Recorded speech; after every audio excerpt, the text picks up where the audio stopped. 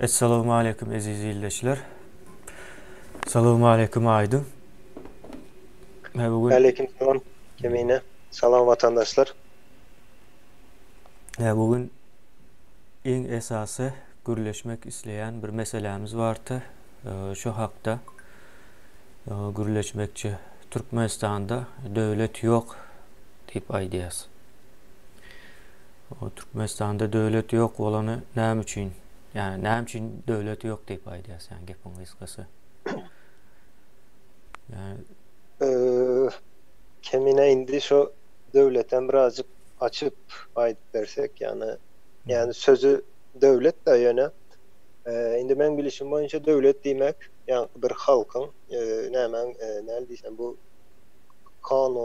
kanunun gözünde mi yani devlet dilinde şu belli bir halkın teritoriyası olmalı, konstitusiyası olmalı ve devlet dili olmalı, doğru mu?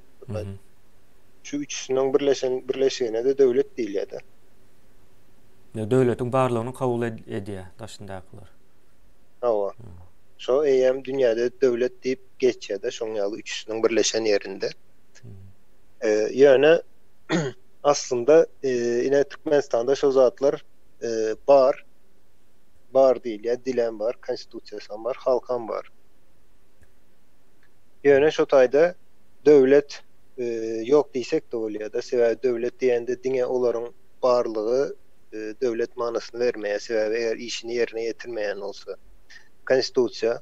Indi şolar bar olsa näme üçin hasap edilýär devlet diýip sebebi konstitusiya var. Konstitusiyada bir işini yerine getiren wagty biz ona bar diýip bileriz, dogrymy?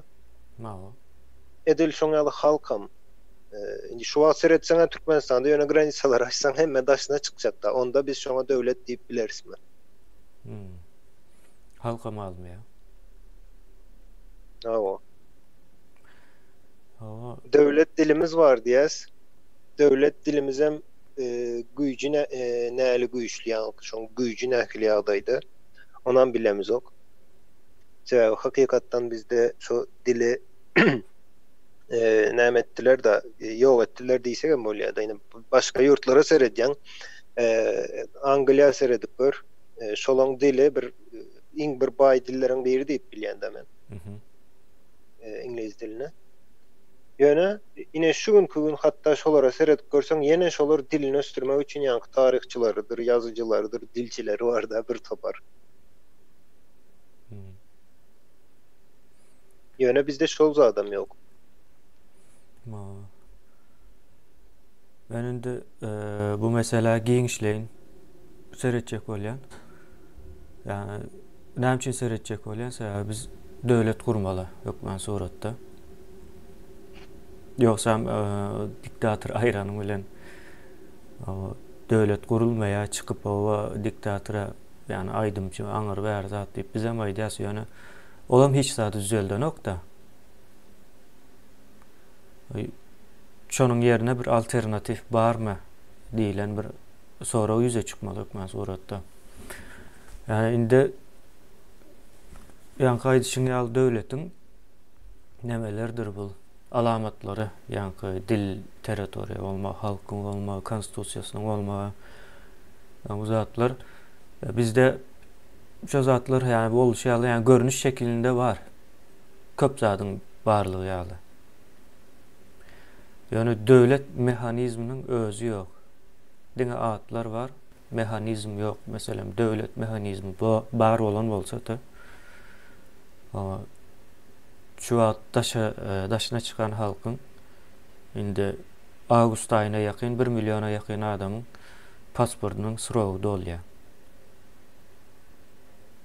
Ağustos ayına yakın 1 milyon adama yakın pasportunun sırağı dolya. Bu adamlar daşary ýurtda şonça möçberde adam pasportyny dolup galmagy diýmek döwletiň ýoklugynyň subutnamasydyr. Yani ondan soň şu wagt aýlyk berip bilen ok. Dogry dälmi? Yani baýanysynyň tut meheme işgarine şeýle ýene-de başgalara hem aýlyk alyp bilen ok. Ýöne sözde aýlyklar näme ýatýar? yani bankomatdaky bank hasabyna ýatýar da. Ona yat. O hasabyna ýatýar, ýöne bankomatlarda pul ýok. Yani yalandan döwlet bar ýaly edip adamlary aldaşdyryp saklap ýör. Olam bunuň ýaly aldaşdyrmak nämäniň häzirki diktator günäkärliýärler, akabir toparlar var. Onun ýaly bir nemesi ýok, ukyby ýok o diktatoryň. O diktatoranyň ukyby ýok, onuň arkasynda duran bir toparlar var da. Kiçili, ululu. O iň soňunda bir döwlet var, yani başga bir döwlet, ýurt var. Yani şolar bize yalandan illüziya beripdirler, yani döwlet Türkmenistan döwleti ýa-da Türkmenistan Respublikasy diýip geçýär. Indi şu zatlar doğru bolmak üçin näme etmeli? Yani şu zat häzir görüp dursan, seredip dursan döwlet ýok. Hakykatdan hem ýok. Saparada bundan 6-7 ay öň çykdy, döwlet gurmaly diýipdi. Yani şu zat, yani näme üçin döwlet gurmaly eken diýip, yani benim pikir edýätim da. Diktatorany ayırsan bolanok bu diýip. Yani diktatorany ayırsan häzir iň azyndan yalandan allaşdyryp saklap ýörler. Ayrandan soň hakyky näme hawos onda çykýar da. Şonuň üçin hökmän suratda döwlet sistemasyny gurmaly. Ondan soň illeşler döwlet şunuň ýaly zat däldir. Orta asyrlarda ýa-da Seljuklu döwletiniň guruluşy ýaly Çağrıbey, Toğrubey döwlet ýylan eden bilen häzirki döwürde döwlet gurulýan däldir ýylan etmek bilen. Döwlet 21-nji asyrda giden bir mehanizmdir, bir sistemadyr. O pudoklardan meydana gelýändir we şu pudoklaryň hemmesini o kanunlar bilen, ondan soň şu pudoklar bozulan ýagdaýynda olaryň öňüne geçip biljek ýa-da cezalandyryp biljek kazyet we şoňa benzeş sistemalar bilen güýçlendirmeli ýa-da dowamly bolmagyny, ýani dowamly bolmagyny saglamaly diýip aýdaýyn. Yani döwlet häzirki nämede şonuň ýalyk bolýandyr. Menim pikirimçe biz şu mehanizmi gurmana, yani döretmäne diýen ýa-da işletmäne de dolu güýjümüziň barlygyna ynanýan. Esasan hem ýaşlarda. Ynanýasa öňkiler döwletiň içinde ýaşamadyk. Iň azyndan biz daşary ýurda çykyp okaýan ýerimizde döwletiň, yani dürli döwletiň demesini gördük de. Misallaryny içinde ýaşagam gördük. Ben şonuň ýaly pikir edýän. Ildeşlerimiz hem döwlet barmy ýokmy? Hakda nähil pikir edýär? Ýok bolsa nähil näme bolmaly? Bar bolsa da nähil bolmaly diýilen ýalyk bir soragy nämedel kommentariýada alşberş edel bunu. Bu meseleleri häzir aýdyp geçer, soň wagty gelende aýdylmady, diýilmedi, habarymyz ýokdy diýilen nemeler bolmasyn. Iň azynda ekranda galsyn, soň wagty gelende bu işler başgaçarak boljakdyr. Yani yerine getirilen wagtlara. Doğru değil mi? So kemine döwlet indi näle diýesdi? Şu wagt näle düşünýäs? Türkmenistan'ı düzeltmeli diýesde. Elbette biz onu düzeltip bilerdik. Eger şu taýda döwlet bolan olsa düzeltmege maksat olardy. Döwlet sebäbi döwletiň ýanky fundamenty gurulan ýagdaýynda ol ansat ýanky diktatura öwrülip bilmeýär. Dogry şekilde fundamentini guran wagtyň. Ýene şu wagt düzeltmeli diýen Türkmenistanymyz ýa-da düzeltmeli diýen döwletimiz ýok. O taýda döwlet ýok bolsa sen näde düzeltjek? Şolam biziň belki problemamyz bolup biler sebäbine 30 ýyldan bäri ýa-da şu taýda diktatorlyk sistemasynyň ine 21-nji asyrda da ýaşap bilmeginiň sebäbi şu döwletiň ýoklugy mı diýip düşünýän we şonu biz düzeltjek bolup näme etmegimiz diýip pikir edýän. Ýani ýalňyş zat, şonu düzeltjek bolmak ýalňyş zat. Esas zat şonu gurmak. Yani bizim işimiz hem şu döwleti gurmak bolmaly. Etjek işimiz. O esa. Sebebi yok zadı düzeldi ve bilmeyiz kemine. O Hemen yok düzelt. zadı düzeltmek demek o mantık nemesi de hatası değil Yok ya da. ama elbette yöne şonu yine 30 yıldan beri inansak da köp yerde de gördük eşitlik o zatları. Şonu düzeltmekçi olan adamlar am oldu da. Ha. Yani şu Türkmenistan devletini düzeltecek dediler. Yöne ortada devlet yok. Hmm. Yani bir çıkmaz yola girýän da on ýaly olanda. O ya Şoň üçin iň esasy zat döwlet kurmak, soňam döwlet taby bir mehanizmdir, bir sistemadyr watandaşlar. Ine men ýöneköy bir misallardan näme deýin? Haýsam tapady ýok, haýsy döwlete gitsen git, haýsy ýurda gitsen git, hemme ýerde adamlar, firmalar, hemme nämeler özleri üçin işleýändir. Ya da watandaşlar içinizde şoň ýaly bar bolsa aýdyň men ine özüm üçin ýaşamak, men döwlet üçin ýaşaýan diýen adam barmy? Ýok. Ol adamın tebigatı. Menem özüm için yaşayan, kemine de öz için, beylek adamlar, her kim öz için yaşaya, dost yar için, çağılar için, şoň ýaly yaşayışın nämesi var da. Berde döwlet diýen mehanizmimiz hem şolong yaşayışının hemmesini bir-birine bağlayan bir sistemadır. Indi şol sistema olmasa, şu atine diktatörlerden elbette olan edýän işlerde adamın içine dengelen ok. Yani kim bolsa bolaysın, yine her kim öz aladasyny etjek olsa, yine diktatura dowam eder. Sen döwlet sisteman olmasa, ol tebii ýagdaýda diktatörlüge öwrilýär. Sebebi hem meňem kellesinde şu öz aladasy özüne jaý saljak, o ýaşajak, o iyi işçek. Diktatör olan adamam şo zat isleýär, olama adam onu hem için başka bir zat islesin. Ya da birinden tapawutly bolsun. Adamdan kän bir tapawuty bolmaýar, şoň üçin hem ýa-ni diktatörlük sistemasy emele gelýär, haçanda döwlet sistemasy bolmadyk ýagdaýynda, şu mehanizm bolmadyk ýagdaýynda. Indi sen şu döwlet mehanizmini guran wagtyň ýa-ni näme kim hökümete kim gelse geläsin mehanizm olary näme etdirmeýär da diktatörlük sistemasyna öwrülüp bilmeýär. Şu mehanizm şonu goraýan bir mehanizm. Şoň ýaly bir mehanizm düzülýär da döwlet olan ýagdaýynda. Mawa. Ya ýene-de bir zat bardy şu aýdan ýerinden çykarjak. Indi döwlet bar, bir hökümet bar. Köp adam şunuň tapagyny bilen ok, meselem hökümet işgär diýär. Bir hökümet işgär diýilen bir zat bolup bilmeýär hiç açanam. Yani döwletinkidir yani hemme şol işleýän, hazynadan pul alýan bolsa, şu döwletiň işgärdir. Yani hökümet hazyna girip o taýdan pul alyp berip bilmeýär. O düýünden ýalňyş. Yani indi bu taýda hökümet diňe wagtlaýynça dolandyrmak üçin o käbir teklipler bar bolsa, şonu parlamente hödürlemek üçin gelýändir. Ýoksa hemme zat hökümetiň elinde, hökümet işgäri, hökümetiň topragy, hökümetiň jaýy, hökümetiň magazyny bu zatlar düýünden ýalňyş, ýani ýalňyş bu ýöne gelen ok da bu näme bardy?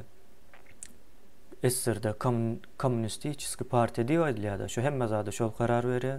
O şol edil döwlet ýaly hökümet ýaly iş edenligi üçin şo taýdan gelýär. Ýöne o düýünden ýalňyş respublika döwletinde o hiç dogry däl.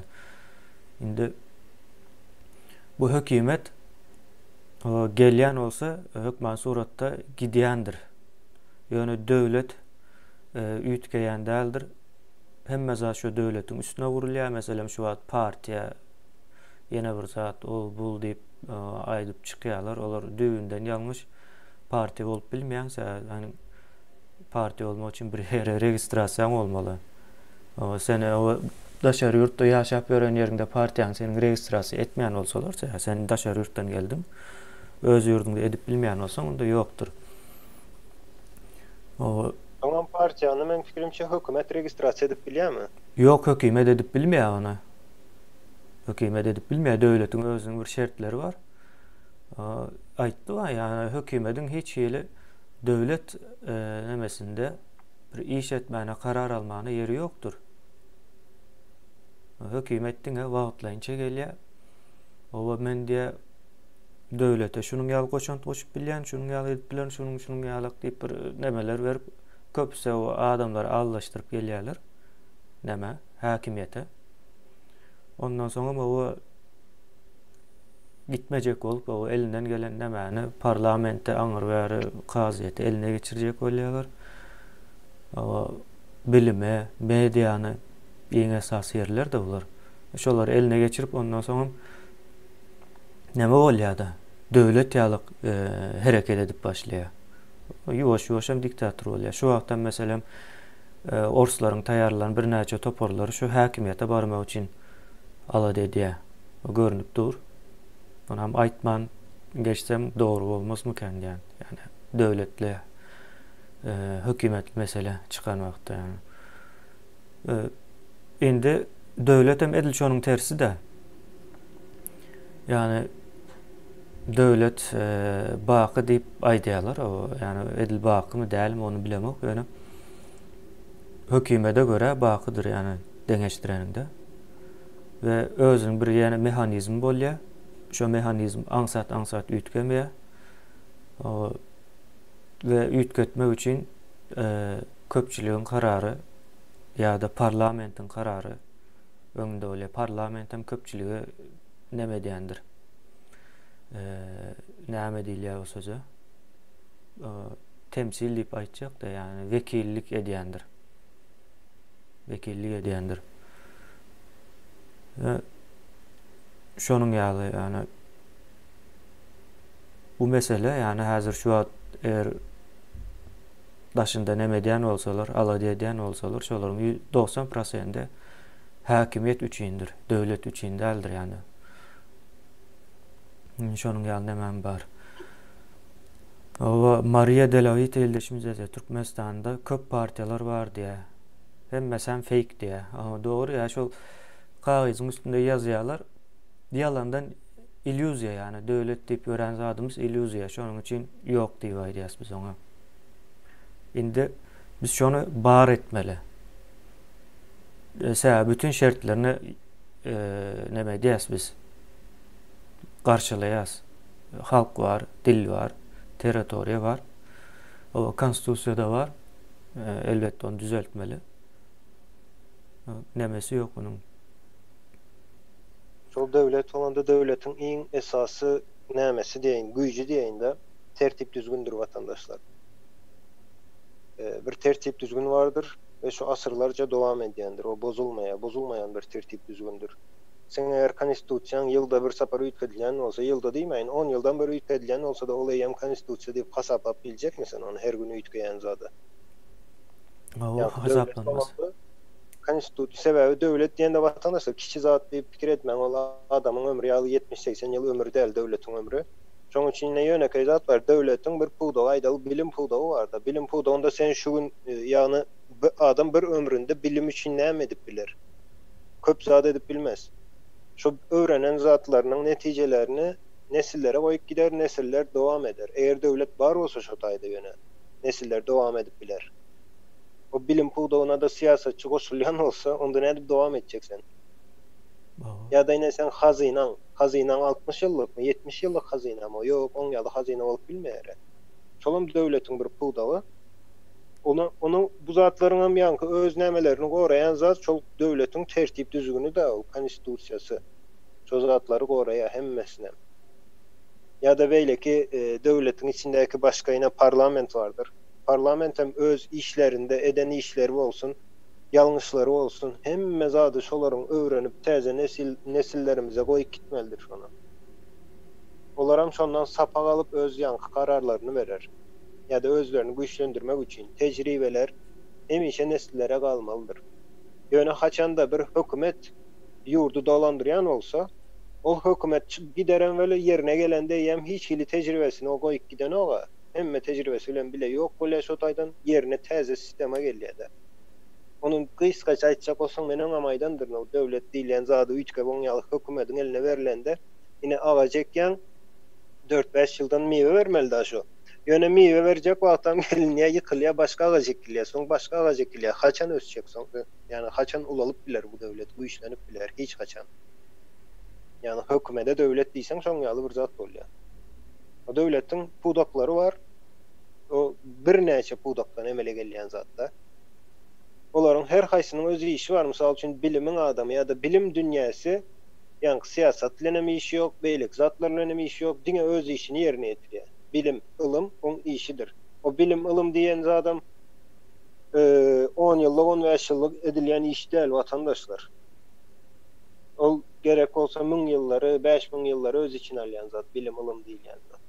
İnsan şonu nädip ýanky geldi geçer siýasatçyň eline ananyp biljek. Ya da eğer şu bilim sisteması siyasetçinin eline geçen olsa demek şu tayda hiç hili devlet yoktur. Yani devletin mekanizmleri yok, işleyen yok. O 30 yıl diktatura bolan yurtta parti bolup biler mi diye Stepnoy Svitok yazıyor. Gata neme mantıklı bir soru. Yani partiye bari yok neme meselesi hakkında yani risk açan neme diye de. Murat Rezak ildeşimiz yazıyor. Meclis, ambusman, partiyalarım, hükümetim kökü iyip görenler diye. Goğucu yerler, mün yerler bolan diyer.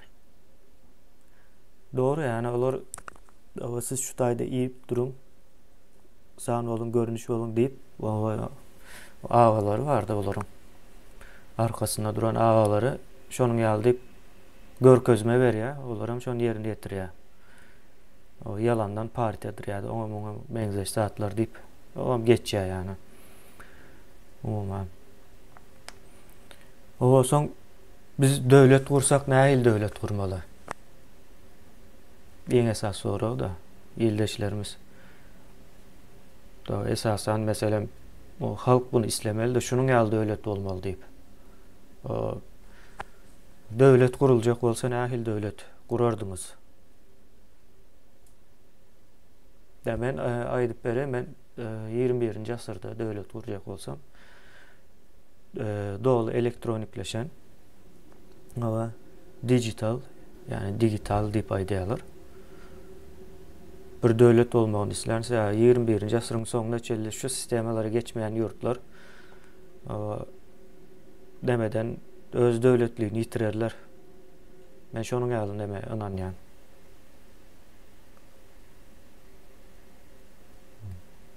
Elbette şu günde elindeki eldeyin dünyada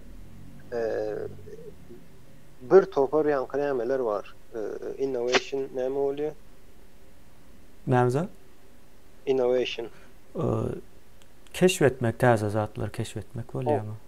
Bir topar yankı taze keşfedilen önümler var diyeyinde. Taze keşfedilen önüm olsun. Östürmek, keşfetmek. Yanlış ama çok taze çıkan zatları hükmanı suratta sen ulan aymalı. Sonra ulanmanı öğrenmeli. Sebebi hiç haysının bir ziyanlı yeri yok. Yankı zatlarda. Ben şu Türkmenistan'da şu an izah alanını nereden görüp biliyorsunuz? Yine yöne nemeler vardır. Yine taze teknolojiler, zatlar geldi de durmuşumuza. Şolan hiç hays Türkmenistan'da entek yok. Yok diyemde satın alıp etmek diye manasındaydı ama yok ben.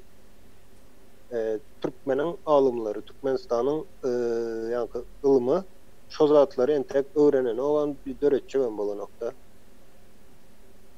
Abi dünya diyen adam vatandaşlar bir topar yurtlar var ve hem mesela öz arasında konkurensiyada, yarışta şolar. Şimdi biz neçinci yerde oluyoruz şu yarışta, neçinci yerde? O Xitayda geçen neymiş şolar şu günü yerde onarcak oluyorlar ve onardılar ama başarıp bildiler de. Ediline yukarıda gören günümüzü şunun veriyen enerjisini yerde onarıp bildiler şu adamlar. Yöne bizden tegemiş o zadı diyeme onun fikirine mi edip bilemiz o bizim yankı ılımı dünyamız. Türkmenin ılım dünyası şunun fikirine mi edip bilen nokta. O şun yal giden yağdayında ne mi olur sen in sonunda belli bir yerden sonra yem yok olmalı olacaksın da. Belik devletin arasında yok demek sen yok demek. Vatandaşlar.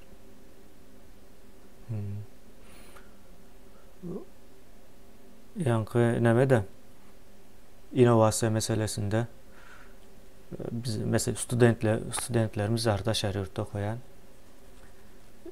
entek geçen yıllara çelli diploma alsam bolya men Türkmenistan'da pulunu versem isläni işime ýigren diýär yani. Şol bir pikir ýöne indi ýok. Indi ýok sebäbi döwletiň yani ýoklugy ortada dur. Ama sen pulun bolsa da nämäň bolsa da bundan soň hökümet sana aýlygyny berip bilmeýär. Hökümet berip bilmeýär diýen otay yani Türkmenistanyň demesine ýagdaýyny öýräýdi diýen. Aslında hökümet bermeýär diýip aýdypdym. Olar berip bilmeýär aýlygy. Ýok yani bizim innovasiýamız ine şu taýa çelli. Bitti yani bundan sonra inovasiýa gutardy. Türkmeniň demesinde, aklında, düşüncesinde. Yani bunun ýaly bolmaly däl, daş döwrümize seretmeli. Iň azından şu okan ýurdumyzyň içindäki döwlet guruluşy nähili işleýär. O döwlet bilen adam, o adam bilen hökümetiň arasyndaky aratnaşyklar nähili bolýar. Şu zatlary soramaly özüň hökmän suratda. Ve şoňa görä adam yani öz ýurduny hyýal etmeli miken diýen yani. Belki bularyň sistemasynda şunun ýaly kem ýeri bar. Bizde o bolsa şu kemçilik hökmän suratda bolmaly däl diýilen nämäni öz içinden pikirlenip döret bilmeli de bunu nemeler üçin aýdýan. Ýaşlar üçin, studentler üçin aýdýan. Ya soň ýene bir zat aýtjaktym. Yani hökümetiň yani siýasatyň, hökümet siýasat bolýandyr yani başga bir nemesem. O siýasatyň esasanen bilim pudagyna hiç ýyly goşulmana hakynyň bolmazlygy şertdir. O maňa galsa bilim nemesi dogly öz başdak bolmaly. Diňeje döwletiň käbir nemesi bolýandyr, şerti bolýandyr, territoriýasyna görä, medeniýetine, kulturasyna görä. O şonuň daşynda hiç ýyly bilim pudagyna universitetleri ýa-da şoňa benzeş guramalary tutýan bir päsgelçilik bolmaly däl. Meň düşünjem şo. Eger deme şansym bolsa, hökmän suratda şonu men ýerine ýetirmek üçin elimden geleni eder. Doğru diýip şonu görýän. Edil neme ýalyk görüp bilerler, anarhiýa ýaly, ýani anarhiýa däldir, bilim bir sunugat ýalykdyr ýani. Onu kontrol edip bolmaýar, şunun ýalyk sunugat çyksyn diýip ýasama sunugatlary o köp gidýän däldir. Ýa-da ýernäm tapýan däldir jemgyýetiň içinde. Dünýäde de. Şonuň üçin öňüni açmaly hökmän suratda bilimiň. Elbette bilime bir zatlary bilime näle diýsem yani kysıtlama getirip onu östürüp bilmeýän de ýa-da bilime sen aýdyp bilmeýän sen şu zady öwren diýip mümkin de onu ýalzat. Hawa neme ýok. Meselem öwretmegiň bir formulary bar ýöne öwren diýip birine pikirlen diýip ýa-da pikirlendirip bolmaýar da. İçiniň öz guruluşy bar ýani özüne mahsus. Onun daşına çyksaň eýem neme bolýar? Yalandan bolýar, ýoş-ýoşam diktatura meýdany gelýär şu wagt.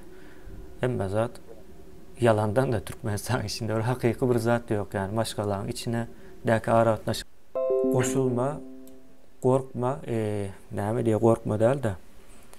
Bu zatlara goşulma diýerler. Başgalaryň içinde de meselem. O başka etçek adamlar var diye, ýöne sen del diye de. O başka adamlar etsin diye, o sen ýek özüň edip bilýärmi diye.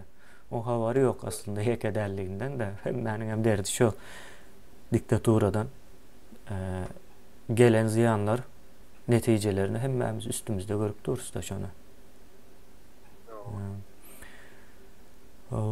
Dijitallaşma barada alıp barýan işleriňizi barada gurrun berdi diye. Ahal ol yazıp dijitallaşma yani dijital döwlet diýdik de, elektron döwlet.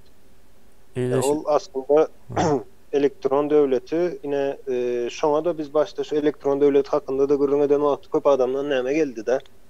Adamlarımız, bizim halkımız şoňa taýýar däl diýe de. Düýbinden ýalňyş zatdyr. Sebäbi şoň ýaňky nämesini, interfeýslerini gören bolsaňyz bir ýerde elektron döwletleň iň bir sada şekilde oňarlýada interfeýs. Halkyň öwrenmesi köp gitse 3-4 aya gider. Yani 3-4 ay yanlış biler halk otayda bir zatları yanlış edip biler. Sebäbi ne Türkmenistan'dan da şerýerde çykýanyňyzy bilen şu otayda 2-3 aýyň içinde şu elektron sistema hukmana suratda sen özüňi şoňa çenli geliştirmeli bolýanda 2-3 aýyň içinde de öwrenşip gitýän şoňa. O elektronlaşmaň iň esasy işi oň arkasynda ýatan gara işdir ýanky. Az işler hemme yankı devletin ähli buğdaklaryny şu elektron sistemasyna geçirmek. Soňra elektron sistema geçilen ýagdaýynda näle bolýar? Elektron sistema geçilen şu günkü günde ine göz öňüne getirsen ýöne zat ine pasport aljak bolýanda. Pasport almak üçin bir ay wagtyny sarp etýän. Bir ay wagtyny ýöne sarp etýän şoň üçin dokumenti diýdi, ýenesi diýdi. Ýöne şu buğdaklaryň hemmesi elektron olanda sen eýem öýüňde oturan ýerinden islendik dokumentini näme edip bilýän de alıp bilýän we islendik ýere şonu uğradyp bilýän. Hatta dolu elektron sistema geçilen ýagdaýynda sen diňe ýanky pasport için yazan arzan hem yeterli olup biler. Sebäbi pasport aljak bolsaň sen elektronda ýanky pasport berýän gurama sen ýaşaýan ýeriňdäki gurama bilen bagly bolýar elektron olanda. Sen gidip ýaşaýan ýeriň hakyndaky ýa-da başga ýagdaýyň hakyndaky spravka diýdi ýa-da o zakstan bir spravka almaly. O zatlaryň hemmesi belli bir ýerde toplanan üçin diňe sen şoňa arzan berýän, men pasport almak isleýän diýip o pasport sen öýüňe geler indi. İşleýişi, olan işleýiş tizligine bagly bir hepde 3 gün, 2 gün, 1 gün şoň ýaly gelýär. Ve ol işler şu günkü günde vatandaşlar şoň ýaly hem ediläýmeli men pikirimçe hukmany suratda. Sebäbi bundan 10 ýyl öňe gideli Türkmenistanda 10 ýyl pasport aljak bolsaň 1 ay wagt harjaýadyn.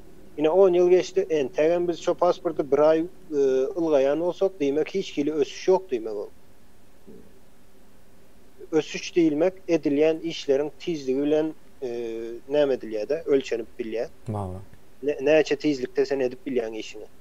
Elektron döwlet olanda mysal üçin sen aeroportda bardyň, ýanynda pasportyň ýok, hiç sadyň ýok. Ýöne ýurdun içinde bir ýere uçuşak bolsaň, ýöne sen aýdaly barmak iziň bilen sen şu özüňi suwd edýän näme bolýar-da ýa-da sen ID nomeriň olar, şu nomeriň aýdanyň bilen sen uçup gidip gelip bilýän biletin hem ýok, pasportyň hem ýok. Ýöne bilet satyn alypsyň, pasportyň hem öýde galdy, biletin hem öýde galdy.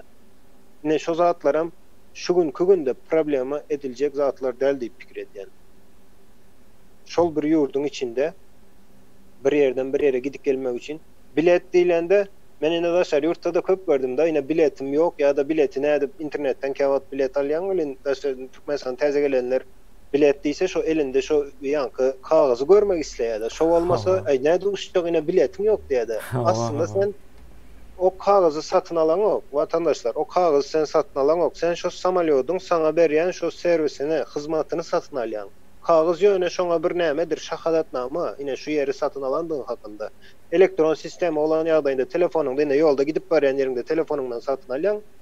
Aeroportda barýan telefonuňdan şu alan sana islendik şekilde onu näme görkezip biler ýaly ýa-da suwd edip biler ýaly islendik bir şekilde ýa kod veriler ýa-da beýleki nämeler bilen sen şonu suwd edip bilýän. Ine men şu hyzmaty satyn aldym we sen uçaýmaly şu taýda. Yo, meselem bärde men näme bilýände hızlı tren diýilýär, tez otlu. Şu taýda girjek wagtyň näme bar? QR kod bar. Kare kod diýerler. Telefonuňda ekranda görkezýär. O geçip gidýän. Ya bilediň şol ýa. Samolyotlaryň şu wagt şoň ýalyrak, ýanky telefonuňda check-in edip bolýar-da. Şu näme baraň ok, o uçmak üçin normalde bir adamyň ýanyna barýan, check-in edýän adam olam sana näme berýär-de o pasadyşyny bilet berýär. Ýöne şu wagt ine Türkiýanyň içinde samolyotda uçjak bolsaň şu kare kodu var telefonda şoň bilen barýan ýörit awtomatlar durşa taýdan özüň check-in awtomatik edýän-de hiç kim ýanyna baramak we göne samolyoda minip gaýtýan şoň ýaly. O elektronlaşma diýmek şol bir wagtyň özünde vatandaşlar tizleşme diýmekdir. Tiz işlemek sebäbi kompýuteriň işleýiş tizligi bilen adamyň işleýiş tizligi dengelmeýändir. Ýöne şu edil şu adamyň edýän işini kompýutere algoritmasyny düzüp berip bolýar-da. Diýmek şu tehnologiýa bar bolsa näme üçin ulanmaly däl şonu. Näme üçin gadagan ýene bir savaş üstüne aýdaýyn. Gadagan da Türkmenistanda. O kompýuter soňun para da soramaya.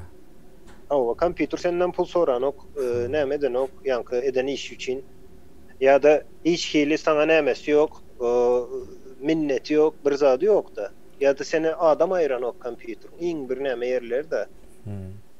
O kompüter diýilene bu eliňizde duran telefon yani şonuň telefon arkaly edilýär işler. O. O Murat Rezak ýerleşimiz ýazýar. Gowy spesialistler gitdi diýär Türkmenistandan. O hakykatdan gidendir yani. Ýa-da daşynda ýetişenler hep içine baran ok da soň. O Maria Delavite ýerleşimiz ýazýar. Täze ýurt, ýaşalar ýalak ýurt bolmaly diýär. Gaty gowy pikir yani. Şol nämäni maksat edinip yani gurmalydy täze döwlet. Ýaşalyp bilinýän, bilinen okmy diýip yani gurjak sistema. Ondan soň Soňa men şu adam aýdyp geçeňde menine daşary ýurduň adamlaryna, daşary ýurtdaky watandaşlara birazcık bir seredip yankı näme gördüm de vatandaşlar inanın Türkmenistanlılardan hiç hili bir tapawdy ýok şolaryň. Edeni birazcık kitap köp okapdyrlar. Ýöne şol ine täze sistemalara döwlet kurmak, döwlet kuruluşy dogry bir şekilde Türkmenistanda gurulan ýagdaýynda beýleki döwletleriň ösüşi ýaly ösüş şo taýda da yani hiç hili näme kıyın zat boljak diýip pikir etmeýän men. Ve özümüzü şu zatdan ine Türkmen halkynda şuňa näme bar da kemsitýärim da olar diýek awa güýçli kellesi güýçli ýa ýene näme diýerleri ýok watandaşlar. So beýleki Ýewropaň halkam şu taýda gowy ýaşaýan bolsa, daşary ýurda çykyp gitmeýän bolsa, diýmek şolaň döwlet guruluşy şoňa mümkinçilik berýär. Ýani döwlet guruluşy gowy bolan üçin şolar şu taýda rahat bir şekilde ýaşap bilýärler. Türkmenistanda da şu wagt şu döwlet guruluşyny sen düzelden wagtyň adamlaryňam eýem has ýanky durmuş ýaşaýyş şertleri şoňa göre bowlaşyp başlaýar. Ol göni şoňa täsir edýär. Aslında adam tapawdy ýok. Mysal üçin Fransiýada da şu wagt eger şol Fransiýa döwletine edil Türkmenistany alyp bozup näme dip başlasaň adamlar ýuwaş-ýuwaş gaçyp başlar. Özlerini gowy ýaşap biljek yerlerine. Awa näme bu ykdysady näme ýagdaý ýa doly. Ykdysadyýetin prinsipi boýunça bolýar köp zat. Şo her bir adam özünü aladasyn edýär. Her bir adam watandaşlar. Ine şoň üçin men ine kemine de Saparagadan da işidensiňiz. Biz hem şuň ýaly da aýtýarys da şo taýdaky sistemany düzeltmeli. Şol adamyň eline vermeli däl döwleti. Adamyň eline berseň, ol adamym öz aladasyn edip ýaşaýan adamda edil biziň ýaly, edil siziň ýaly tapawdy ýok. Şoň üçin şo taýda şo döwlet mehanizmlerini doğru bir şekilde oturtmalı. Oturdulandan soň ýuwaş-ýuwaş islemeýän ösüşler başlaýar. Daşary ýurda gidenlere mi izne gaýdyp geler, bilimli adamlara mı izne gaýdyp geler şo Türkmenistana sebäbi şo görýär, şo taýda sistema bar diýmek o ýaşaýşa garantiýa bar we döwletiň birinji nowatdaky etmeli ýanky missiýasy şonu o ýaşaýşy garantiýa bermek halkyna. Vatan ol vatan ýerleşimiz ýazýar. O salam kemini bu elektron döwlet sistemini men düşünýän, emma biziň döwletimiz üçin iň azyndan 20 ýyl gerek bolarmy diýip pikir edýän diýär. Benim pikirimçe bu düýünden ýalňyç ýa bu 20 ýyly nereden nädip hasaplap aldyňyz ýerleşimiz ýa. Yok kemine o da bizim özümüze galan zat, işleyişimize galan zat vatandaşlar. 20 ýyl 40 ýyla uzadyp bilersiň, ýuwaş-ýuwaş işläp ýöne 4 ýylda da edip bilersiň. Yo näme düşünmek, ulanmak bar aradaýdy ýa. Halkyň şu elektron. Yo ulanmak 2 aýda öğrenir halk. Halk 2 aýda öğrenýär. Vatandaşlar o adamlaram 10 ýyl bir näme etmek, näle okuma yazma, ýani okap ýazyp bilýän adam üçin ýene bir geze gaýtalayyn. YouTube ulanmaktan am ansatdyr o zat. Hakyky, şonu aýtjak bolup durdum menem. YouTube ulanmaktan has ansat. O görýte şoň köpçülik üçin oňarlan zatlar vatandaşlar o taýda bir bilim, ýokary bilim oturmak gerek däl. Ýöne okap ýazyp bilýän adam düşüner ýaly edip ýankyny hemen oňaryp bolýar. Interfeýse näme diýilýär türkmençe? Yani interfeysin Türkmençesi yoktur. Näme de şonu adam Ekranda bilen o görýän şu sistemanın arasında o ulanmak için gurulýan bir neme de arayüz diýip aýdylýar türkçesi arayüz. owa. Türkmençesi bilmedim. Bar olsa da bir täsin bir neme bilen bardır. Hatta şunu kemine men tam tersini pikir edýän. Elektron sistema öwrenişen adamy Türkmenistandaky sistema öwrenişdirmek belki 6 ay 1 ýyl sürüp biler. Bravo. Sebäbi o Türkmenistanda siz göz öňüne getirin, adresleri bilýäňiz, dom upravleniýa nirde, beýleksi nirde ýa-da ine gaýyşniklere ştrafyň bar bolsa nirde tölemeli, okuwa dokument tapşyrmaly, nire gitmeli. Şo zatlary oturan ýerinden kompýuterde etmek aňsatdyr watandaşlar ýa-da telefonuňdan etmek aňsatdyr.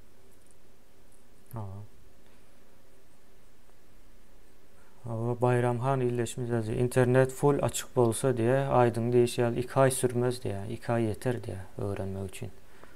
Ya kıyın değil yani. Ne aňsat da näde baýdaýyn yani bu aňsat Yok onu watandaşlar ýöne sonra bilen näme deýin. Sizine kompýuter birinji sapar eliňize alanda şonu näçe aýda öwrendiňiz? 1 ýylyňyz gitdimi şoňa? Giden däldir 1 ýyl. Şona bir onun ve şunun içinde ýem ýanky bozulanda oňaryp bilmersiň ýöne.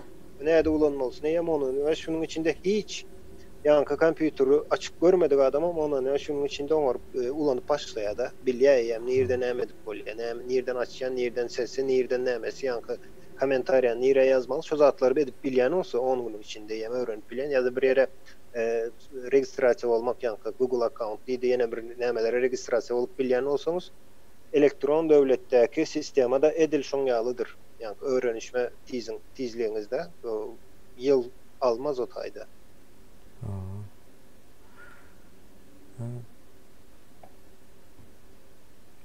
Şonuň ýa bizim neme şonuň alyp pikir edin yani täze dolan yani 2 ýaşyndaky çağda telefon YouTube'dan video saýlap video görüp bilýän bolsa, hem hatda harplary entek näme başlamanka harplar tanap başlaýar.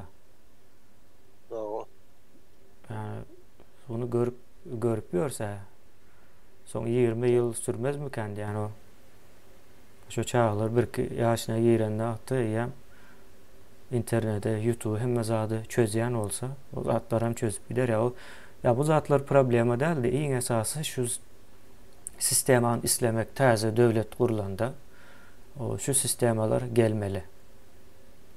O gelmese düzelýän däldir yani.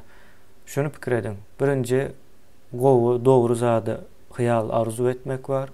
Şonu edenden soň galan o diktaturan özem aýrylýar.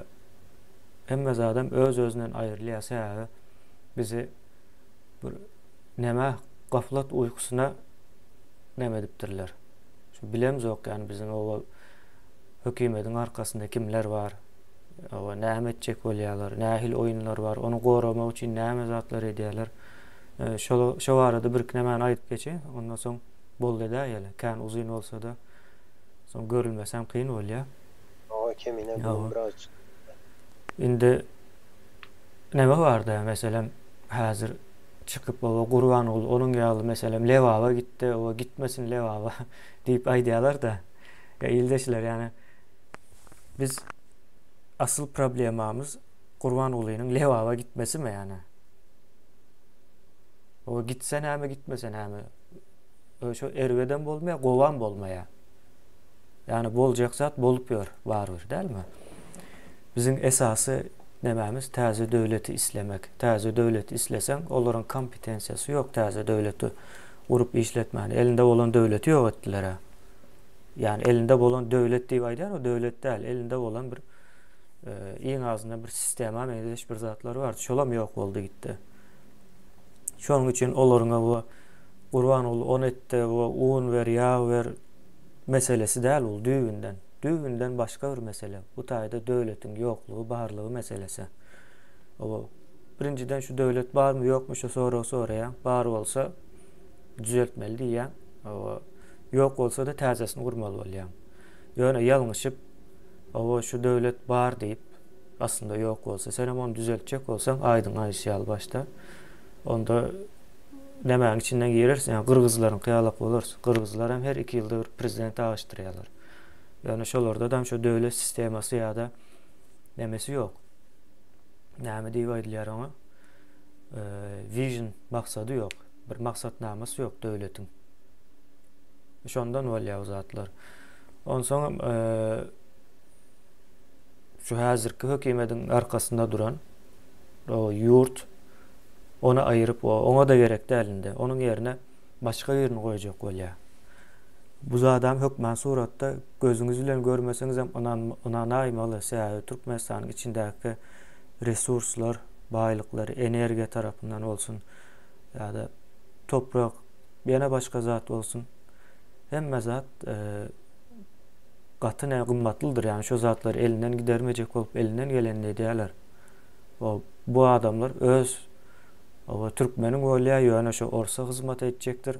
O orsuň nemesinde bir geçen ýyllarda bir topara opozisiýa bu diýip çykyp orslardan kömek soramaly diýip açaçan aýdyp berlerdi. Indi aýdyp bilen oklar ýöne. Indi aýtmaýarlar.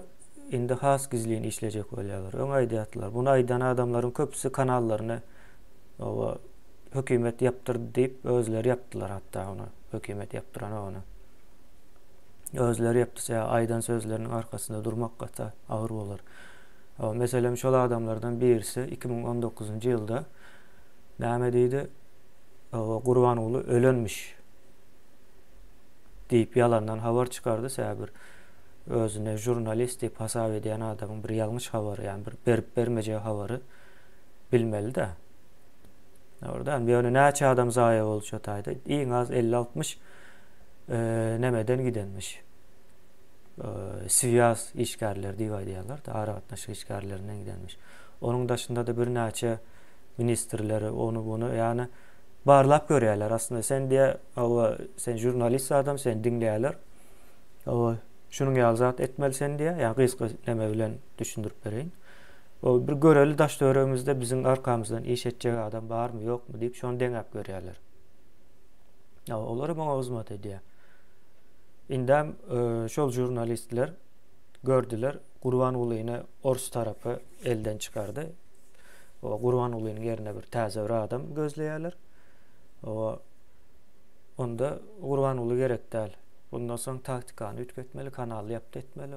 Bu ya şonuň ýaly nemeler var. Ya bu işler nemedir yani? Görýän adama görünüp dur da, yani bir inglisleriň sözü var da, ingilisçesini aýdyp bereýin. Real eyes realize real lies diýip bir sözü var. Hakyky gözler hakyky yalanlary görer diýär, yani türkmençesi edil goşky ýalak bolan okýany. Hakyky göz hakyky ýalany görer diýär. Ya şonu görýän adamlara inanmaly hökmän suratda. Sähä biziň adamlarymız öň tejribe etmedik bu ýagdaýlara. Bunun ýaly yani bir jemgyýetiň üýtgeýän, yani massawy üýtgeýişini hiç görmedik halk biz. Ýöne görmedik diýip bunu düşünmeýänligi manysyna getirmeli däl. Düşünýän adamlar var ve Türkmenistany Ruslar elden çykarmaja görünüp dur, bilinýär. Şonuň üçin olar ýörit adam taýarlap halkyň ynamyna ýerip halk saýlamaly, öňe diýip gygyrçyp ýurdun içine baryp demokratiýa diýip ýa.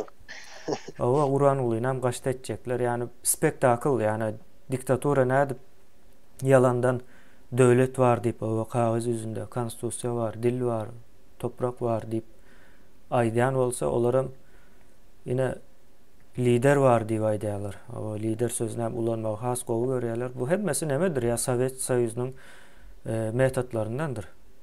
Üýtgeçik bir täze bir metod däl de. O özleri hem hibrit ne diýip aýdýarlar. Umuman şunun ýaly meniň iň soňky toplajak sözüm aýdym. Seniň hem sözüň bar bolsa aýday. Men şu ýanky oýuny ýerine ýetirýän ýa-da şu oýuna gelýän biziň öz türkmenlerimize bir hili nefsim ağrıyada hakikattan hem. Olar özleri hem inanıp edýär şu zady bilýärmi? Yani inanýar edýän işlerine doğrudur diýip pikir edýärler. Ýöne vatandaşlar ine öz maşgalan aýdaly döwlet diýmek ulakan bir maşgala da ýa-ni Hawa. jemgyýetiň. Ýöne ine şonu kiçelden wagtyň öz maşgalaň bolýan. Sen maşgalaňda bir problema bar. Şo problemany gidip goňşuňdan haýyş eder misin? Sen şu problemamy çözüp ber diýip. Hawa Onu ýa-da goňşuň çözüp beren ýagdaýynda ýa-da öýüňde problema näme? Mysal üçin bir ýeriniň lampyçkasy ýananokda. Gidip goňşuňa aýtjakmyş onu ýananok. Hawa geldi bir sapar oňaryp berdi. Gitti. 2 gün soň ýene bir problema çykdy. Ýene goňşuňa aýtjakmy? Ýok, watandaşlar, maşgalaň problemasyny özüň çözersiň. Şonda sen maşgalaň bir atlawyraýly maşgala bolar. Türkmenistanyň problemasynda Türkmen halkynyň özü çözen ýagdaýynda, öz islegi boýunça çözen ýagdaýynda şo taýda dogry döwlet gurulýandyr. Daşardan kömek soraýaňyzda kimiň üçin kömek soraýaňyz? Şu wagtda şu diktatura sistemasyny aýyrmak üçin kömek soraýaňyzmy? Şoň ýaly ulakan sistemamy? Birazjyk bir beýleki döwletlere seredip görüň-de. Näli ýanky möçberine seredip görüň ýa-da o döwletleriň vizyonlaryna seredip görüň we Türkmenistana seredip görüň. Soňam diktaturanyň iň esasy güýji ýanky gorkudur. Hawa. Başka hiç zat. Diktaturanyň ne akyl güýji bar, ne pul güýji bar, ne beýleki güýji bar. Dostu da ýok. Ýöne güýji gorkudur. Ýanky her bir adamyň içindäki gorku hemmesi birleşýär, ulakan bir diktatura soňunda çykarýar-da. Şu gün hemme adam şu gorkudan bir hili azat olup bilse, diktatura diýen zat ýitip gidýändir. Hawa. Onda şu taýda boldy da ýaly, aýdyn. Hawa. Bolýa. Nämenin bir komentary okap geçeýin. Vatan oğlu vatan diye yankı ayda nämesi var 20 ýyl sürer diýeni nämen aýdypdyr da Türkmenistanda diýe ýaşlarymyz hem diýe altyn asyryň döwri ruhnamany okap ulanlar diýe de şolaň yankı akly näme dildi ýuwuldy diýen manysynda ýazypdyr. Ha. Elektron sistema 20 ýyl diýdi de. Yo täze bir ýalňyş düşünen bolsak o taýda. Yo men näme demok ýa ruhnama okuyanlara men bizem okuduk da ruhnamany ýani. Näme nemesi bar o.